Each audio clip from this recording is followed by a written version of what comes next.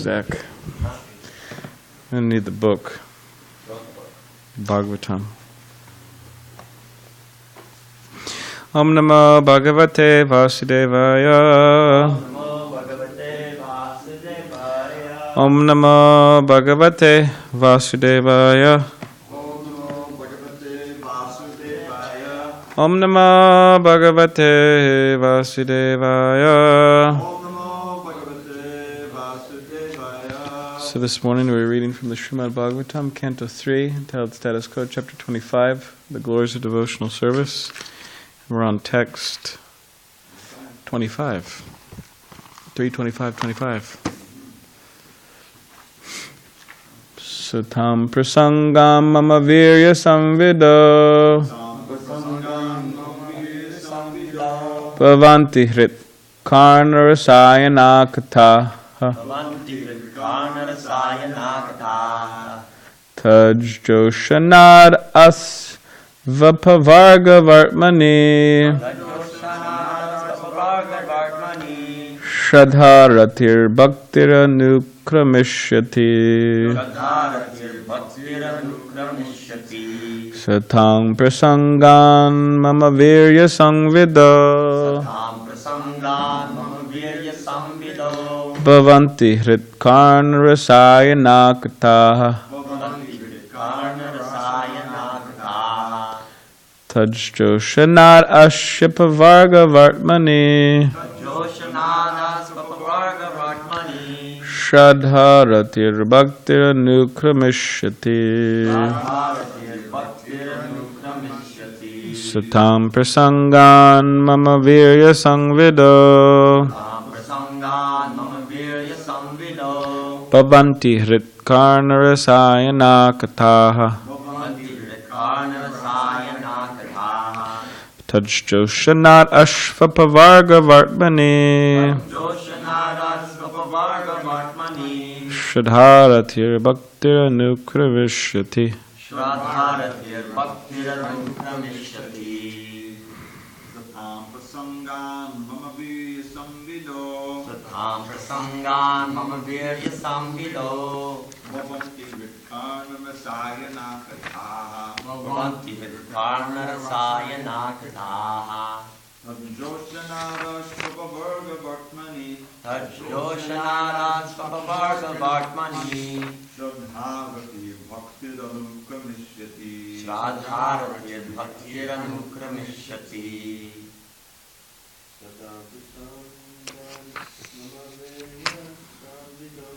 Satam prasangam mama virya samvido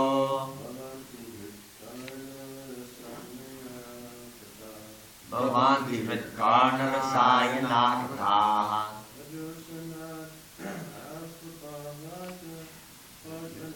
Tajoshanara svapabhargavartmani Shradharatir bhaktiranukramishyati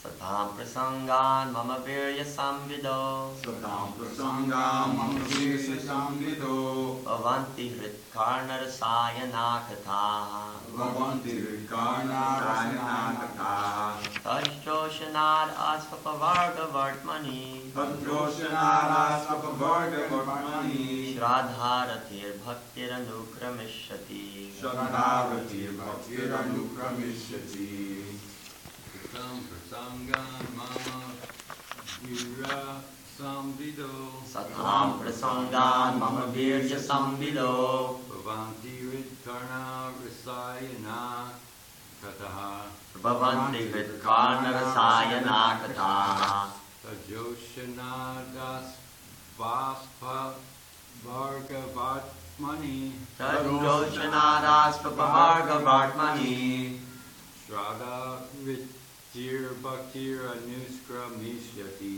Shradharatir bhaktiranukramishyati Satam prasangam mama virya samvido Satam prasangan mama virya samvido Bhavanti vidkarma rasayana kathaha Bhavanti hritkarna rasayana kathaha Tajoshanara svapabhargavartmani Tajoshanara svapabhargavartmani Shradharatir bhaktiranukramishyati Shradharatir bhaktiranukramishyati Sridharan? Ryan? You want to chant this famous verse? Slightly indisposed at the moment. You're indisposed?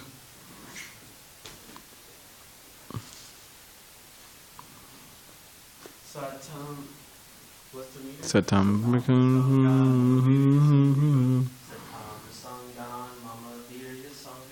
Satam prasangan mama virya samvido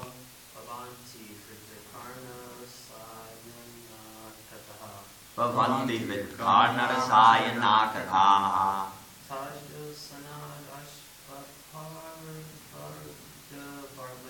Tajoshanara svapabhargavartmani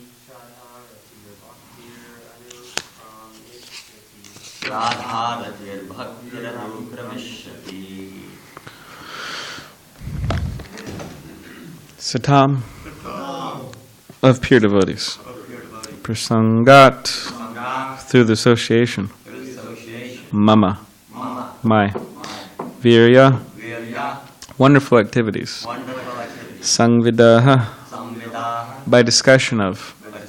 Bhavanti, become. Hrit, to the heart. Karna, to the ear. Rasa ayanaha, pleasing. Kathaha, the stories. Tat, of that. Joshanat, by cultivation. Ashu, quickly. Apavarga, of liberation. Vartmani, of the path. Shraddha, firm faith. Ratihi, attraction. Bhaktihi, devotion. anukramishyati Anukramishati. will follow in order. Follow in order. Translation. In the association of pure devotees, discussion of the pastimes and activities of the Supreme Personality of Godhead is very pleasing and satisfying to the ear and the heart. By cultivating such knowledge, one gradually becomes advanced on the path of liberation, and thereafter he is freed, and his attraction becomes fixed. Then real devotion and devotional service begin. Purport. The process of advancing in Krishna consciousness and devotional service is described here. The first point is that one must seek the association of persons who are Krishna conscious and who engage in devotional service. Without such association, one cannot make advancement. Simply by theoretical knowledge or study, one cannot make any appreciable advancement.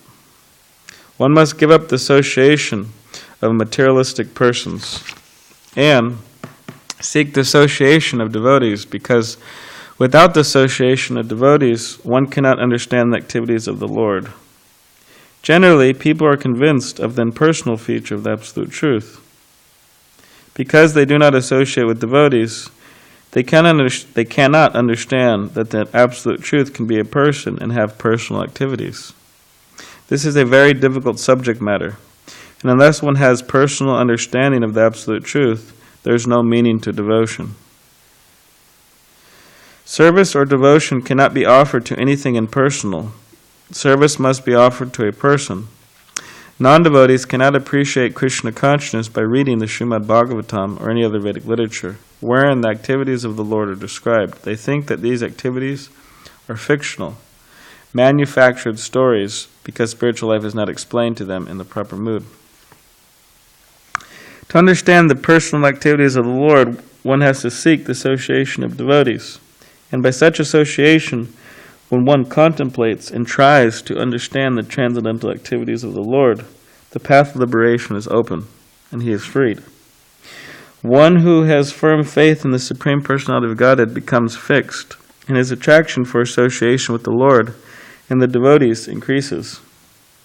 Association with devotees means association with the Lord. The devotee who makes this association develops the consciousness for rendering service to the Lord, and then, being situated in the transcendental position of devotional service, he gradually becomes perfect. Om-Ganativarandasya Gananjana Shalakaya Chukshalam Vaditamina Tasme Shigrave Namaha Kam Karivachalam Pangam Nangate Grim Yakipatam Havade Shigranditana Pancha Kapadribisha Kripa Sindhubevacha Patitanam Pavnibhyo Vaishnavebhyo Namaha Shri Krishna Chaitanya Prabhu Nityananda Shri Advaita Gadadhar Shivasari Gaura Bhaktivinda Hare Krishna Krishna Krishna Hare Hare Hare Rama Rama Rama Hare Hare. Can I read the translation again? In the association of pure devotees, discussion of the pastimes and activities of the Supreme Personality of Godhead is very pleasing and satisfying to the ear and the heart. By cultivating such knowledge, one gradually becomes advanced on the path of liberation, and thereafter he is freed, and his attraction becomes fixed. Then real devotion and devotional service begin.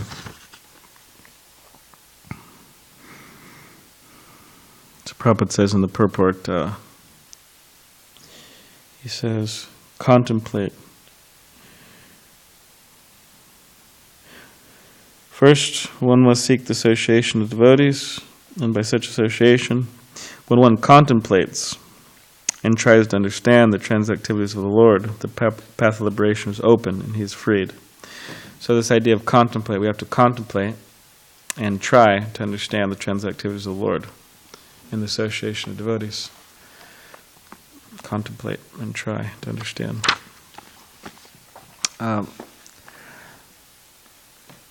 The association that we have within our lives is of the utmost importance, because that association will practically speaking, you could say, create or form our destiny, or where we end up, right? Where we end up in this life, and also where we end up in the next life. So it is utmost importance, and it is no joking matter.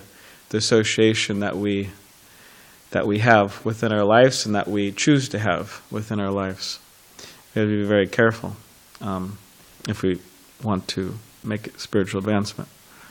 And if we associate with people who are unhappy, who are disturbed in nature, who are doubtful, who are atheistic, whatever it may be, then because association is so powerful, and because for the most part we're not powerful, we will be influenced to be, we will ourselves become unhappy and disturbed and atheist like that. And the same holds if we associate with devotees who are happy and who are Krishna conscious and who have attraction for Krishna, then that will develop. Those qualities will develop within us. That's pretty straightforward.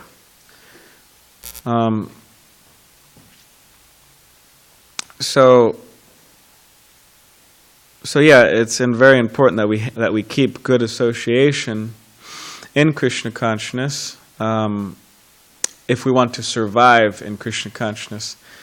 And good association just doesn't mean, just because someone's a devotee. I mean, they're devotees and they're a lot better association than practically anybody else. But still, even devotees, I mean, it could be questionable sometimes if we keep certain association of devotees who are still influenced heavily by all types of, you could say, contaminating components, right, or whatever, if that makes sense, but contaminating qualities, because we could fall into that. So to be careful. And actually, we have to come to the point where we're kind of, you know, as preachers or as teachers or as people who try to help people, we have to hear people's, sorry to say, but hear people's garbage all the time, you know, and we have to associate with them and hear them out, and that could be quite difficult, actually. You know, you spend a few hours with someone, or you spend a few minutes with someone, or wherever it may be. It could be quite difficult, because not that the people who we're talking to, they're insincere and they're this and that, but they're carrying with them. And I'm not talking about one particular individual right here, because I speak with a lot of people. I'm not talking about just one person. I'm talking about so many people that I speak with. Because they're carrying with them, you know, lust and anger and greed and envy and offensive mentality, you know, doubts. They're carrying all this with them. So to associate with people like that, or to speak with people like that, it could be quite draining. It could be quite draining. And I could imagine, you know, devotees who travel the world and have to do that on a regular basis. That's what a lot of the world traveling preachers have to do, to hear people out. Just like Radhanath Swami was here. You know, he says many times, actually, like, we were here and we're all taking breakfast, and then someone says, "Oh, Maharaj, you know, people like you, this and that." And Maharaj, he looked at me, he said, "Are you looked at us?" And yeah, he looked at me, and he said, "Yeah, everybody likes a trash can, you know. Everybody likes a garbage can." And he was all smiling, and, you know, we started to laugh, and he says, "No, but I'm serious, you know, it's true." And that he meant by that is, you know, people come to him and say, "Oh, Maharaj, and, you know, this is, you know, here you go. Here's all my problems. Please solve them," type of thing. Which, okay. But yeah, it could be quite draining. So, but when we speak about the association of pure devotees, they don't have any of this. There is no lust. There is no anger. There is no greed, you know, material. There's no material lust, no material anger, no material greed, no offensive mentality, no like that. So this is actually very, very, very wonderful if we could come in contact with people like this, if that's possible. It is possible, actually. There are people like that. And you could say, well, I don't know people like that. Well, we know people who are kind of like that, or who are getting close to that, right? So we have to associate with those people, or people who want to give those things up. We're trying very hard to. Because, the lust comes out in our voice, right? The anger comes out in our voice. The greed comes out in our voice. In other words, what we say, how we say it, it comes out. The envy comes out, and what we say, how we say it, like that. But for someone who's a pure devotee becoming, more and more close to that, they don't have those things, or they have less and less of those things. So this is actually very, like it says here, pleasing to the ear, pleasing to the heart. Why? Because from such persons, Krishna Katha is flowing. Positive, I don't want to get all but positive, energy, positive Krishna consciousness is coming from them. This is great. This is wonderful. This is absolutely liberating. So we have to seek out that association. And because, in a war, Srila Prabhupada would say Krishna consciousness in many ways like a war. He said that many times. And a war on the illusory energy, right, against. So, in a war, people become wounded, right? Battle wounds, all this stuff, on the battlefield, kind of being dragged away. Or people become, killed, the enemy gets them, right? And people, even sometimes on the battlefield, they kill themselves, Because let's say that, the enemy's coming, whatever, in an ordinary battle, the enemy's coming, and they just figure, okay, well, they're coming, I might as well just kill myself, So, in Krishna conscious devotees, they become wounded, they become, they may become killed, they may even kill themselves. This is all metaphysically speaking, of course.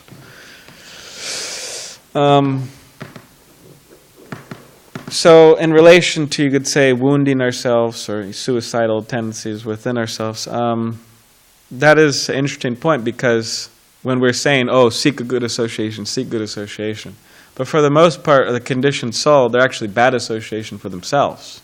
The mind and whatever, the senses, it's bad association if they're, conditioned. So, therefore Krishna in Bhagavad Gita, he's saying that by detachment, by practice, we could control our mind. The mind can become our friend. So that's what we want. We want our mind to become our friend. We want our senses to become controlled like that. And not be our own enemies. But if we're in the state where our mind is sometimes our friend and sometimes our enemy, then we have to be very, careful with that. And also we have to seek out association more and more and more, because if we're not ourselves good association, then we better seek out some good association like that.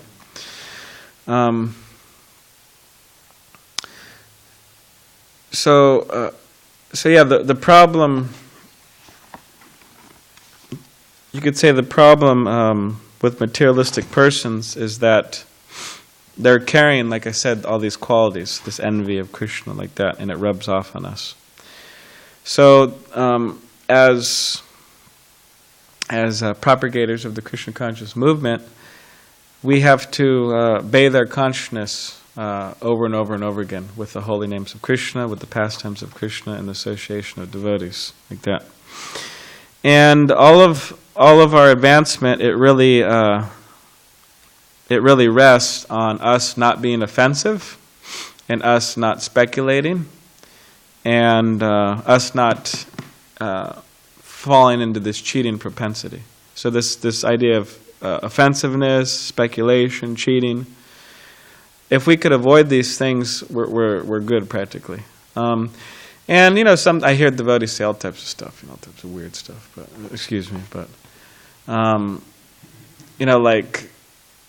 this is just a scare tactic, that offensive, you shouldn't be offensive to devotees, or else you're gonna be kicked out of the association. This is just a scare tactic, right? In other words, they're saying that the preachers who say this, they're just trying to scare you, so you could be in the group, the little club here, the Krishna club. But It's not a scare tactic. It's in the scripture, for God's sake. And if you're saying you're a Vaishnava with tilak and Hare Krishna, then you better be following the scripture or trying to, right? So it says there. It's not a scare tactic. It's clearly there in the scripture, and there's so many stories like that. Like in Krishna book, the 10th canto, there's Garuda. And there's who's I think it's Sarba or Muni. He's in the river, and Garuda's eating all the fish. How does it go? Shakyamuni is meditating in the moon for a long, long time. Yeah. And he made friends with the fish. Yeah. So he was considering himself to protect the fish, and then Garuda, whose natural food is the fish, came there and Started eating. fish. He ate like the main fish. One of his main friends. Yeah. He was going to make friends with him, get to the fish, Yeah. so he cursed Garuda, Yeah. and then he fell down. Yeah. He cursed him, and he said, "Oh, if you come back here, you'll die." Something like that. It's like a heavy curse, Like if hey, you come around these, you're going to die, or I'm going to kill you. So that's pretty much what he's saying. That if you come back here, I'm going to kill you by my curse. It's a threaten. You're getting threatened by someone, of murder practically. And Garuda, he accepted it. He just stayed outside. But yeah, Krishna didn't accept that, and because he offended the pure devotee Garuda, he fell down. And how did he fall down? You remember? Yeah. But what was the inspiration? Yeah, the fish. The fish were together. That he got sexually agitated by that. But yeah, and the implication is he'd seen that many times before, but this time. Yeah. Yeah, he's been down there. He's been in the river for, I don't know, hundreds or however years, long time. So due to that offense, he lost control of his senses as a yogi. He came up out of the river, and then he married 100 women or whatever it was. He tried to enjoy himself. He went back to being a yogi, so eventually. So he lost control of the lust, due to the offense. So it's not just a scare tactic to keep people in the club or something, but it's there in Scripture, and if people are devotees, then they accept it as a philosophical point in Krishna consciousness. So, and so on,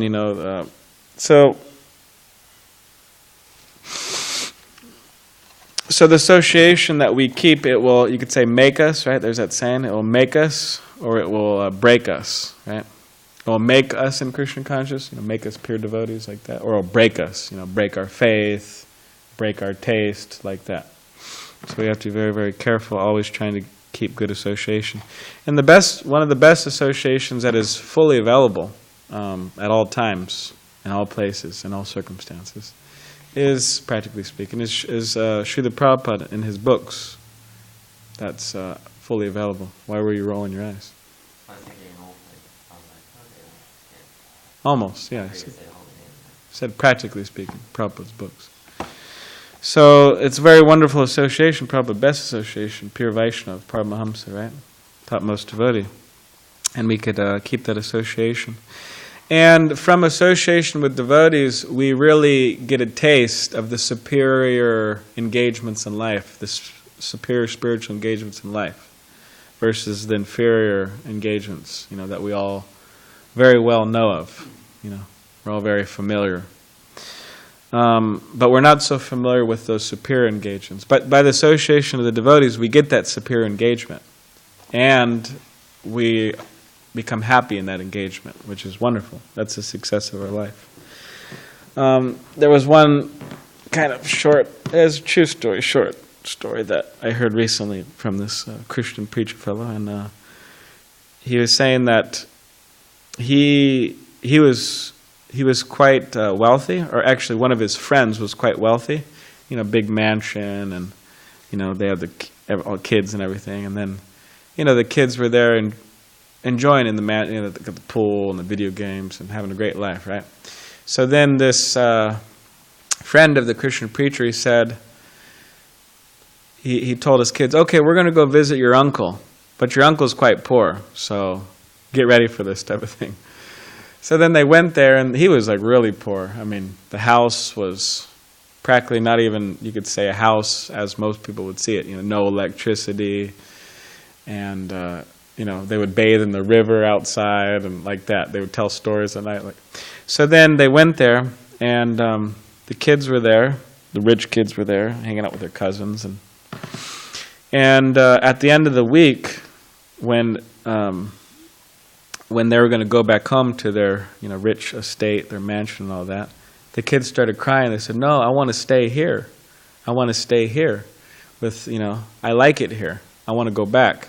Because they liked it. They liked the bathing in the river outside the wilderness, telling stories under the stars, talking and eating with it like that. They liked it. And of course, not all kids would be like that. Some kids would say, "All right, I'm glad I'm out of there. I'm ready to go home, bust out the video games and never going back there again, But this particular kids, they liked it. And interesting enough, it said that they never swam in their swimming pool again, Because swimming pool versus river, there's no comparison. It's just, so they never swim. So, although from external point of view, these seem like austere conditions, no electricity, bathing in the river, all these types of things, but it's actually a more natural way of life. And some people, upon experiencing, you could say, the natural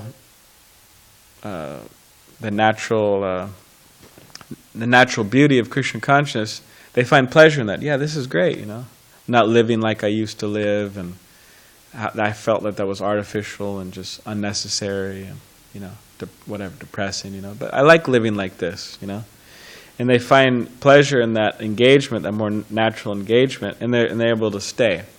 Where some people like those kids, they're, all right, I really got to get out of this place. I got to go home and, play the video games, and I got to get on with my real life, So the point is that if we're fortunate, then we will take pleasure in the natural, you could say, beauty of Krishna consciousness, even though externally it looks austere and blah, blah, blah. But it's actually very beautiful. And it will help us have a beautiful life, actually, over time. So, and this all rests on the association of devotees, which devotees are persons. We always got to keep that in mind. Devotees are not like robots or, Hare Krishna, Krishna like a robot, Krishna, Krishna, Hare, doing their services with the incense, And by the way, a robot could also chant Hare Krishna. And a robot could also offer arti. My mother, she had this parrot. It was actually a toy, plastic parrot, and she brought it to the lounge a few times. And it's this toy, if you repeat to the parrot something, like, go to the store, and this toy parrot will say, go to the store, like that. So then, or it'd say, whatever, go walk your dog or something. The parrot would go walk your dog, like that. So my mother, she brought it there, and then she would say, Hare Krishna, Krishna, Krishna, Hare Hare, Hare Ram, Hare. And then the parrot, the toy, would say, Hare Krishna, like that. Krishna, Krishna, Hare Hare. It was interesting. So yeah, a toy parrot could chant. Obviously with no heart, A robot could chant. So the point is, we have to chant with the heart. We don't want to be like a robot or a toy parrot or a real parrot. We want to chant with the heart.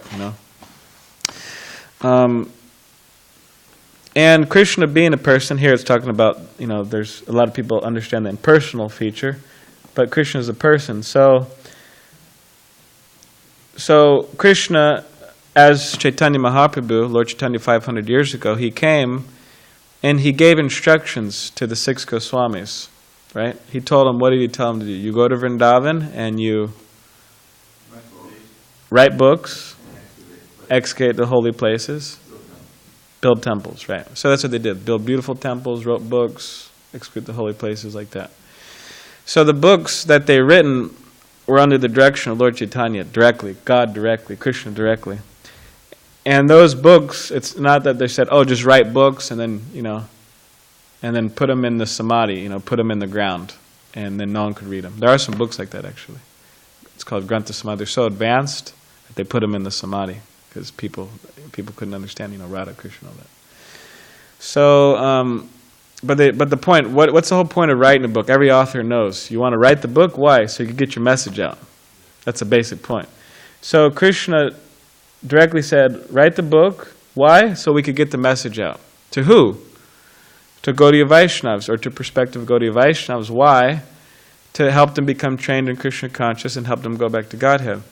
So the books that Rupa Goswami, the six Goswamis wrote, they are directly books meant for the Krishna consciousness movement, meant for Gaudiya Vaishnavas, modern day Gaudiya Vaishnavas, within the last 500 years, because Rupa Goswami is in the last 500 years. So one book is the Nectar of Devotion. So it's a book that is meant for us at this particular time. And, it explains how to deal with Krishna in the most positive way, in the most beneficial way. So we were supposed to read it and try to follow as far as possible. So what I'll do now, because this idea of dealing with Krishna, and we have Krishna here in the form of deity. So there's offenses in relation to the deity. Now, there's a lot of offenses, and there's a list of 32, and then there's a list of 29, right? So I'm not going to read both lists, because I don't think we'll remember both lists. I don't even think we'll remember one list, but I'll just start with one list right now, and then next week when I give the class, I'm going to ask everybody if they remember, these 32 offenses. We'll see how many we remember. It's a little doubtful. Anyways, if we forget, we got the book. That's why there's books in Kali Yuga, because the memory's not so. So these are the 32 offenses, and we're here in the temple like a lot actually. We're here 4 or 5 hours a morning. I mean, that's a lot. And what to speak of throughout the day. So, we're in front of the deities actually a lot. So it's good if we try to, follow this. Yeah. We're here with the deities like a lot of time. Okay, so 32 offenses. Here we go. Are you ready? Okay. 1. One should not enter the temple of the deity in a car or palanquin or with shoes on the feet. Okay, we can follow that, right? 2. One should not fail to observe the various festivals for the pleasure of Krishna, such as Janmashtami, Rath Yatra. So the festivals are meant to be attended for the deity's pleasure and not neglected. 3. One should not avoid bowing down before the deity. 4. One should not enter the temple to worship the Lord without having washed one's hands and feet after eating. 5. One should not enter the temple in a contaminated state. Parentheses. According to Vedic scripture, if someone dies in the family, the whole family becomes contaminated for some time according to its status. For example, if the family is a Brahmin, their contamination period is 12 days. For the Kshatriyas and Vaishyas, it is 15 days, and for the Shudras, 30 days. 6. One should not bow down on one hand. 7. One should not circumambulate in front of Sri Krishna. Parentheses. The process of circumambulating the temple is that one should begin circumambulating from the deity's right side, hand side of the temple, and come around. Such circumambulation should be performed outside the temple structure at least 3 times daily. 8. One should not spread his legs before the deity. 9. One should not sit before the deity holding the ankles, elbows, or knees with one's hands. 10. One should not lie down before the deity, so no taking rest before the deity, 11. One should not accept prasad before the deity. 12. One should never speak a lie before the deity. 13. One should not talk very loudly before the deity. 14. One should not talk with others before the deity. 15. One should not cry or howl before the deity. I guess maybe we have, anyways. I was thinking about the Hari Bols, Hari Bol! I mean, we do that a lot. I do that, everybody does. But I don't think that's really a howl, That's not a howl. Okay, we're good then. 16. One should not quarrel or fight before the deity. That's very important. That's why I like to have these, temple meetings outside of the temple room, because I know sometimes devotees get a little worked up, so better we go upstairs. 17, one should not chastise anyone before the deity. 18, one should not be charitable to beggars before the deity. 19, one should not speak harshly to others before the deity. 20, one should not wear a fur blanket before the deity. 21, one should not eulogize or praise anyone else before the deity. 22, one should not speak any ill names before the deity. 23, one should not pass air before the deity. 24, one should not fail to worship the deity according to one's means. Quote, in Bhagavad Gita it is stated that the Lord is satisfied if some devotee offers him even a leaf or a little water. This formula prescribed by the Lord is universally applicable, even for the poorest man. But that does not mean that one who has sufficient means to worship the Lord very nicely should also adopt this method and try to satisfy the Lord simply by offering water and a leaf. A rich man, hey, I'll offer my water and my leaf. If he has sufficient means, he should offer nice decorations, nice flowers, and nice foodstuffs, and observe all ceremonies. It is not that one should try to satisfy Krishna, with the Supreme Lord, with a little water and a leaf, and for himself spend all his money in sense gratification. I heard a lecture, one devotee said they went to a few rich guys' houses in India. A huge house, so many rooms and everything. And then the guy says, hey, you want to see my deity? And he says, yeah. And they go, and Krishna's in a very small closet. And then what do they feed him? They're eating all these nice opulent food, this and that. And then what do they feed Krishna? A little sugar candy, So this is what it's saying. Don't do that if you have the means. And just one thing, in terms of praising people, there was a pastime when Prabhupada, a disciple said, Prabhupada, I'm sorry for praising a devotee in front of your Radha Krishna deities. Prabhupada traveled actually one time with Radha Krishna deities, small. And then Prabhupada said, no. I know it says in Nectar Devotion, that's talking about a material person. But you could praise spiritual persons. So that's Prabhupada. All right, 25. One should not eat anything which is not offered first to Krishna. 26. One should not fail to offer fresh fruit and grains to Krishna according to the season. 27. After food has been cooked, no one should be offered any foodstuff unless it is first offered to the deity. 28. One should not sit with his back toward the deity. 29. One should not offer obeisances silently to the spiritual master. Or in other words, one should recite, and it has, what is it called? Italics, aloud, the prayers to the spiritual master while offering obeisances. Zach was a good example last night. Last night I was sitting upstairs, reading, and then I hear Zach, Namo Vishnu Padaya, all the way from upstairs. Krishna Pastaya Bhutale, like that. 30. One should not fail to offer some praise in the presence of the spiritual master. 31. One should not praise himself before the spiritual master. 32. One should not deride the demigods before the deity. This idea of one should not praise himself before the spiritual master, if there's a congregation of people, or let's say new people, and they have some questions.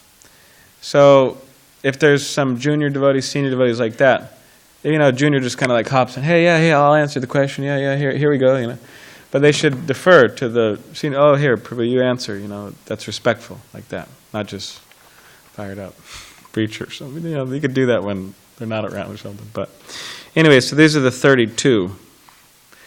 So we might have to go over those again because we might forget those. But at least, we could try to go over them and remember them. The idea is to keep in mind that, the Krishna, the Supreme Personality of God, I have to be respectful. And this is Rupa Goswami, and this is what he's saying. This is how we be respectful towards Krishna. So we just try to be respectful by following these, and then we make more advancement. Zach, you had a question?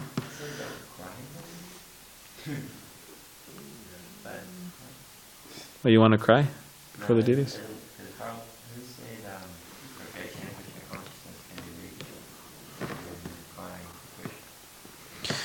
Well, Does it say one should not cry before the deity?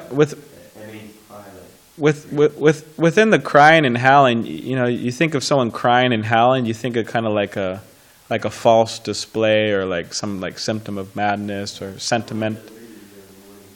Yeah. Yeah, or sentimentality, Yeah, cry means cry out. Okay. Okay. Yeah, so the point is you got to be real before the deity, not just kind of. So it doesn't mean crying in lamentation, like you lost your pet dog and you're crying. It doesn't mean that. Makes more sense.